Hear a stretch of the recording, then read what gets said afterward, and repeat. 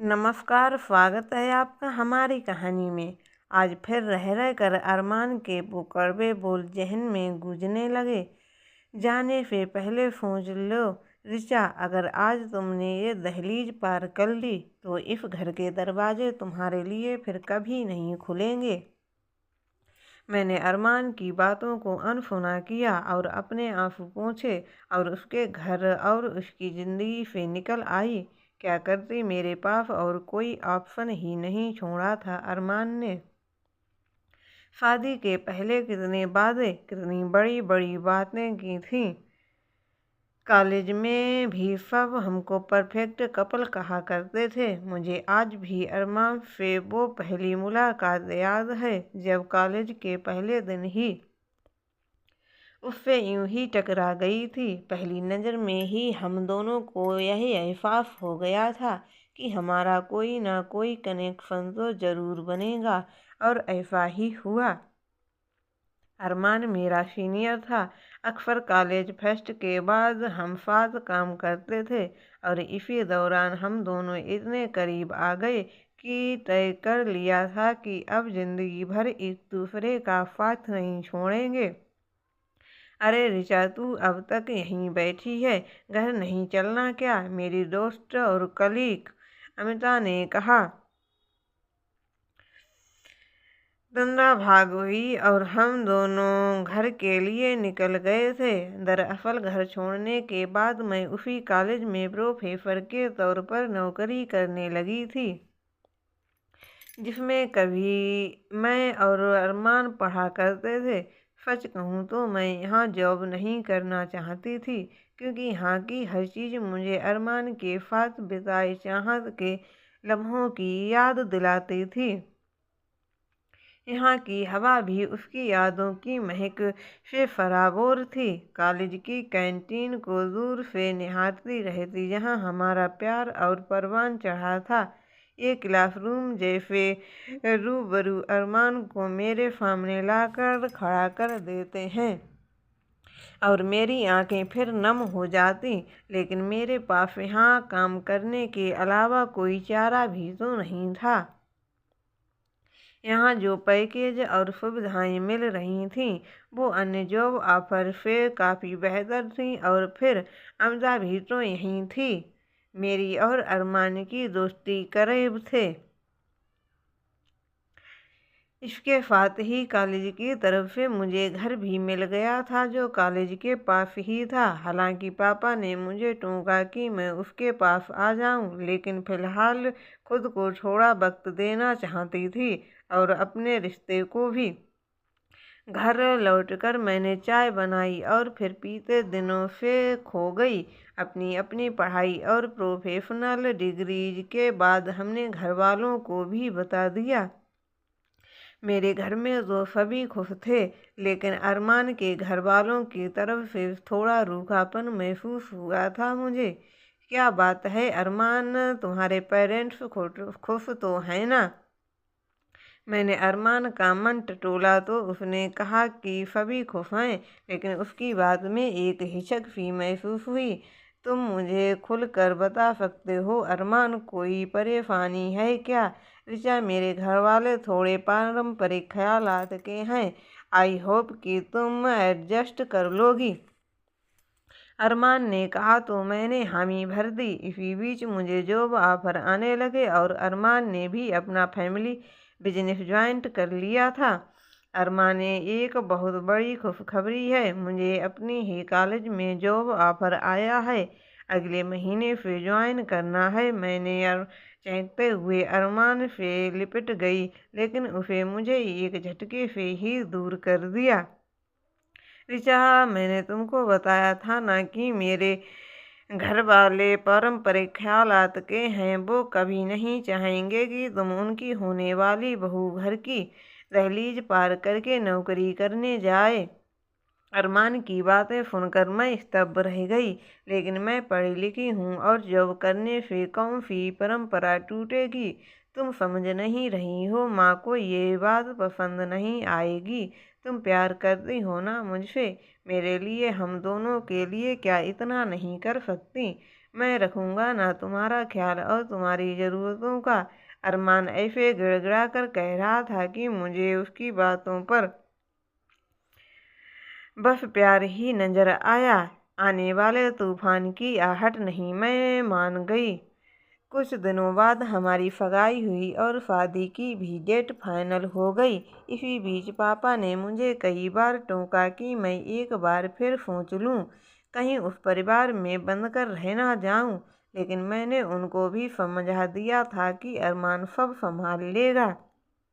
अपनी नई जिंदगी का सपना और कई खूबसूरत ख्वाहिशों को लेकर मैं अरमान के पास विदा होकर आ गई। हालांकि मुझे अरमान की मम्मी अभी भी उखड़ी उखड़ी लगी, पर मैंने सोचा कि शायद उनका स्वभाव ही ऐसा होगा। मुझे इतनी जल्दी किसी को जज नहीं करना चाहिए। अरमान के साथ शुरुआती दिन रात ऐसे कटे कि बाकी बातों पर ज़्यादा ध्यान नहीं दिया। पर एक दिन मैं किचन में जा ही रही थी कि अरमान और मम्मी जी की बातें मेरे कानों में पड़ी। देख अरमान, तेरी खुशी के लिए मैं इस शादी के लिए तैयार तो हुई थी, लेकिन अब मैं चुप नहीं रहूंगी। तुझे कहा था ना कि रिचा से बात कर। तेरे नए बिजनेस सेटअप के लिए उसके पापा थोड़ी सी मदद तो कर ही सकते हैं। एक तो इतने कंजूस निकले वो लोग कि अपनी खुशी से भी बेटी दामाद को ना कोई महंगा तोहफा दिया और ना ही कुछ। और माँ, ऐसी बात नहीं है, वो लोग दहेज जैसी प्रथा के सख्त खिलाफ हैं और वो बेटा बेटी को एक समान मानते हैं। ऋचा ने आपके लिए बाहर काम ना करके खुशी खुशी हाउस वाइफ बनना स्वीकार किया है ना, तो आप भी उसके गुणों को देखिए। अरमान की बातों से मुझे तसल्ली हुई और मैं मम्मी जी का हाथ बटाने किचन में चली गई। हालांकि मम्मी जी खैर, शाम को अरमान जब घर पर आए तो मैंने यूं ही पूछ लिया कि हमने अब तक अपना हनीमून प्लान नहीं किया है। अरमान बोले, ऋचा, हमारे यहाँ इसकी परंपरा नहीं है और सबसे बड़ी बात है कि माँ को अच्छा नहीं लगेगा। बड़े भैया भाभी भी कभी भी हनीमून पर नहीं गए, तुमको थोड़ा एडजस्ट करना पड़ेगा। लेकिन मेरी बात पूरी होने से पहले ही अरमान ने मुझे टोक दिया, प्लीज़ यार, मेरी खातिर, हमारे प्यार की खातिर। बीच में पापा मुझसे मिलने आए और मुझे और अरमान को उन्होंने हनीमून पैकेज गिफ्ट किया। बेटा, शादी को काफ़ी टाइम हो गया और तुम लोग हनीमून के लिए भी कहीं नहीं गए और ऋचा का स्विट्जरलैंड जाने का मन था तो तुम दोनों हो आओ। खैर, पापा तो चले गए, लेकिन अरमान असमंजस में थे। इतने में ही मम्मी जी कमरे में आईं तो अरमान ने उन्हें मेरे पापा के गिफ्ट के बारे में बताया। मम्मी जी नाराज़ होकर बोली, इतनी फजूल खर्ची के लिए पैसे हैं, लेकिन अपने दामाद के लिए, नए बिजनेस के लिए कुछ नहीं है उनके पास। अब जाओ, हनीमून की तैयारी करो। इतना बोलकर वो चली गई। अरमान काफ़ी हैरान थे कि मम्मी जी मान कैसे गईं, लेकिन अगले ही दिन पापा जी की तबीयत बिगड़ गई और हमने हनीमून कैंसिल कर दिया। धीरे धीरे वक्त गुजर रहा था, लेकिन मैं अंदर ही अंदर घुटन महसूस कर रही थी। न नई नई शादी का उत्साह कभी महसूस हुआ और न ही नए रिश्ते में गर्माहट और आत्मीयता का एहसास हुआ। हाँ, एक बदलाव जरूर आया था मम्मी जी में कि अब वो मुझसे बहुत ज़्यादा उखड़ी उखड़ी नहीं रहती थी, क्योंकि मेरे पापा ने अरमान के बिजनेस सेटअप के लिए काफ़ी आर्थिक मदद की थी। हालांकि अरमान इसके खिलाफ थे, लेकिन मैंने ही उन्हें समझाया कि इसे मम्मी जी मुझे दिल से अपना लेंगी। मैंने अरमान से कहा कि कुछ दिनों के लिए मैं मायके जाना चाहती हूँ, लेकिन उसने बहिराग अलापा कि माँ कभी नाराज ना हो जाएं। अरमान, तुमने शादी से पहले कहा था कि तुम्हारा परिवार पारंपरिक ख्यालात का है, लेकिन पारंपरिक और तकियानुसी में फ़र्क होता है। मैं अपनी ज़िंदगी मम्मी जी के तकियानुसी सोच के हिसाब से कब तक जीती रहूँगी। मैंने थोड़ा गुस्से में कहा, ऋचा, ये मत भूलो कि तुम मेरी माँ के बारे में बात कर रही हो। वो बड़ी हैं, उनका अपमान मैं बर्दाश्त नहीं करूँगा। अपमान भी बिफर पड़े। आज पहली बार हम दोनों में इस तरह की बहस हुई। पर गुस्सा शांत होने पर अरमान ने कहा, मुझे माफ़ कर दो, तुम गलत नहीं हो, मैं माँ से बात करूँगा। तुम कुछ दिन रह आना अपने पेरेंट्स के साथ। अगली ही शाम अरमान मुझे मेरे मायके छोड़ गए। मुझे ऐसा बुझा बुझा देख मम्मी पापा थोड़े चिंतित हुए। उनसे पूछने पर मैंने सब बता दिया तो पापा बोले, मैंने तो तुझे पहले ही आगाह किया था। तू बेहद खुले माहौल में पड़ी बड़ी, जाहिर है अरमान के घर में तुझे घुटन ही महसूस होगी। अब क्या सोचा है तूने? बस ऐसे ही वक्त काटेगी या जिंदगी को जिएगी भी? आप क्या चाहते हैं पापा? मैंने पूछा तो वो बोले, तेरी सास उम्र और रिश्ते में बड़ी हैं, उसका अपमान करने को नहीं कह रहा हूँ, लेकिन तू तो अपनी खुशियों का रास्ता, अगर बाहर जॉब करना नहीं जा सकती तो घर पर कुछ टाइम पास कर ले। कर ट्यूशन से लेकर बच्चों को अरमान काम में बिजी रहता है तो तू अपनी सहेलियों के साथ थोड़ा घूम फिर। लंच डिनर पार्टी, ये वक्त वापस नहीं आएगा बेटा, यूं मर मर के मत जी। मैं एकाएक जोर जोर से हंस पड़ी। पापा हैरानी से मुझे देखते रहे। तब मैंने उनको कहा, जो मम्मी जी हनीमून के खिलाफ हैं, मेरे ही पति के साथ मुझे बाहर जाने के लिए इतना रोक टोक करती हैं, वो मुझे दोस्तों के साथ पार्टी करने देंगी पापा, आप भी ना। ये कहते कहते मैं फपक पड़ी। पापा ने मुझे सीने से लगा लिया, फिर बस इतना ही कहा, मेरी बहादुर बेटी मायके में कुछ दिन बिताने के बाद खुद ही घर वापस आ गई। अरमान मुझे देखते ही खुशी से खिल उठे। मुझे फ़ोन कर देते तो मैं तुम्हें लेने आ जाता, अरमान बोले। पर मैंने कोई जवाब नहीं दिया, बस आँखों से आंसू बह रहे थे। ऋचा, क्या हुआ? तुम रो क्यों रही हो? अरमान ने पूछा तो मैंने कहा, मुझे अब और एडजस्ट नहीं करना, बस एक जॉब और थोड़ी सी छूट, थोड़ा स्पेस, थोड़ी आज़ादी खुद के लिए, बस यही तो चाहती हूँ मैं। देखो ऋचा, मम्मी भी अब थोड़ी नरम पड़ी है ना, अगर हम उनको एक पोता दे देंगे तो और बदल जाएंगी। खुद मम्मी भी चाहती हैं कि वो जल्द ही दादी बने। अरमान ने अपनी बात रखी तो मैं फिपक पड़ी। मैं फिलहाल तैयार नहीं हूँ। बच्चे के लिए तन और मन दोनों स्वस्थ होने चाहिए। और ये पोता पोता क्या लगा रखा है? तुम जानते हो ना, मुझे इस तरह का भेदभाव पसंद नहीं है। जहाँ तक मैं तुम्हें जानती हूँ, तुम भी ऐसी सोच नहीं रखते थे। सॉरी ऋचा, वो बस मैं फिलो में कह रहा था। तुम ले लो अपना वक्त सोचने के लिए, अरमान ने कहा। उस बात तो मैं उस रात सो नहीं पाई। बहुत से ख्याल आ रहे थे और फिर मैंने निश्चय किया, अपने दिमाग मन की सारी आकांक्षाओं और इस घुटन को दूर करने का।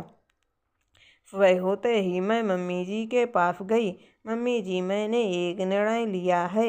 अपने लिए मैं कुछ काम करना चाहती हूँ, चाहे पार्ट टाइम ही सही या फिर घर से ही कोई काम, यही आपको बताना है। मम्मी जी कुछ नहीं बोली और खामोशी से मुझे बेहद परेशान लग रही थीं। शाम को अरमान गुस्से में कमरे में आए और आते ही मुझ पर बरस पड़े। तुम इतनी बड़ी हो गई हो कि इस घर के निर्णय भी लेने लगी। मम्मी पापा घर के बड़े हैं और उनसे बदतमीजी इस घर में नहीं चलेगी। अरमान, सबसे पहले तो इस लहजे में बात मत करो। दूसरी बात, मैंने इस घर को लेकर कोई निर्णय नहीं लिया है। मैंने अपने लिए एक निर्णय लिया है और मुझे लगता है कि मेरी खुद की लाइफ पर इतना हक तो मुझे भी है कि मैं अपने बारे में और अपनी खुशियों के बारे में सोच सकूं। मैंने दृढ़ता से पूछा, तो तुम क्या कहना चाहती हो कि मैं तुम्हें खुश नहीं रखता? इस घर में तुम दुखी हो? अरमान काफ़ी गुस्से में थे। हाँ, खुश नहीं हूँ। मुझे ऐसे घुट घुट के और नहीं जीना। मैंने साफ साफ अपनी बात रखी। देखो ऋचा, यहाँ माँ हमारी फैमिली को आगे बढ़ाने के बारे में सोच रही हैं, और वो भी तो हमारी खुशी ही चाहती हैं। थोड़ा ठंडे दिमाग से सोचो। अरमान ने अपने गुस्से को थोड़ा दिमाग से सोचो। अरमान ने अपने गुस्से को थोड़ा कंट्रोल में करते हुए कहा, अरमान, मैं अभी बच्चे के लिए तैयार नहीं हूँ। ये बात तुम साफ साफ समझ लो और मम्मी जी को भी समझा दो। मैंने भी आज ठान लिया है कि मैं पीछे नहीं हटूंगी। इस तेवर के फातिमा मुझे इस घर में बर्दाश्त नहीं करेंगी, और मैं भी नहीं। अरमान का गुस्सा फिर भड़क गया और वो कमरे से चले गए। अगली सुबह मैंने अपना सामान पैक किया और घर छोड़ने का फैसला ले लिया। पीछे अरमान की आवाज़ गूंज, जाने से पहले सोच लो ऋचा, अगर आज तुमने ये दहलीज पार की तो इस घर के दरवाजे तुम्हारे लिए फिर कभी नहीं खुलेंगे। लेकिन मैंने दहलीज भी पार की और प्यार के नाम पर बंधी हुई भावनाओं की बेड़ियां भी तोड़ी। लेकिन रह रहकर मोहब्बत के वो पल ठहरे हुए मन को फिर से बेचैन कर देते। क्या अरमान को कभी मेरी याद नहीं आई? ये कैसा प्यार था उसका उसके नाम, और मैंने अपनी पूरी जिंदगी कर दी थी और उसने मेरी छोटी सी बात भी समझने की कोशिश नहीं की। सोचते सोचते आंख लग गई। अगली सुबह मैं चाय पी ही रही थी। वैसे ही संडे का दिन था तो फुर्सत थी। इतने में ही डोर बेल बजी। दरवाज़ा खोलते ही देखा तो यकीन नहीं हुआ। सामने अरमान था। मेरी आंखों में अलग ही चमक आ गई। अंदर आ जाऊं? अरमान ने कहा तो मैंने खुद को संभाला। हाँ, इसमें पूछने की क्या बात है ऋचा? मैं जो भी कह रहा हूँ उसे ध्यान से और शांत मन से सुनो। मैंने बहुत सोचा हम दोनों के बारे में, और मुझे अब बात समझ में आ गई है कि हमारे बीच प्यार भले ही था पर कंपैटिबिलिटी नहीं थी। हमारी परवरिश और घर के माहौल में काफ़ी फ़र्क है। ये बात मेरी माँ ने और तुम्हारे पापा ने शादी से पहले हमको समझाने की कोशिश की थी, पर उस वक्त हम प्यार में इतने डूबे हुए थे कि हमें प्रैक्टिकल बातें और सच्चाई नज़र ही नहीं आ रही थी। लेकिन अब हमें समझ लेना चाहिए कि हमारे रास्ते अलग हैं। इसीलिए मैं डाइवोर्स पेपर लाया हूँ। तुम्हें फोर्स नहीं करना चाहता। जो तुम्हें ठीक लगे तुम वही करो। लेकिन हाँ, मैं अब मूव ऑन करना चाहता हूँ। मम्मी ने मेरे लिए एक लड़की पसंद की है, काफ़ी पारंपरिक है, और उसे दहलीज के पार जाने का कोई जुनून भी नहीं। अरमान उठकर जाने लगे तो मैंने कहा, रुको ज़रा, मैंने पेपर साइन कर दिए हैं, लेते जाओ। और हाँ, एक बात अपने जहन में बैठा लो कि दहलीज के पार जाना बगावत या जुनून नहीं, हिम्मत होती है जो हर किसी के बस की बात नहीं। सच्चे प्यार और पत्नी को बराबरी के दर्जे की बड़ी बड़ी बातें तो हर कोई कर लेता है, लेकिन जब निभाने की बात आती है तो अक्सर खुद ही मर्दांगी पर गुमान करने वाले ही सबसे बड़े नामर्द निकलते हैं। गुड बाय मिस्टर अरमान, और थैंक यू मुझे मुक्त करने के लिए। आज वाकई खुद को बेहद हल्का महसूस कर रही थी, जैसे जिंदगी का सबसे बड़ा बोझ उतर गया हो। मैंने झट से पापा को फ़ोन किया और चहक कर बोली, पापा, दिल से शुक्रिया। आपने जो रास्ता दिखाया था वो सही था, और आज अपने निर्णय पर मुझे कोई अफसोस नहीं है। मैं घर आ रही हूँ क्योंकि नई ज़िंदगी मेरी तरफ बाहें फैलाए खड़ी है। तो दोस्तों, आपको हमारी कहानी कैसी लगी हमें कमेंट में बताएं एवं हमारे चैनल को सब्सक्राइब ज़रूर करें। धन्यवाद।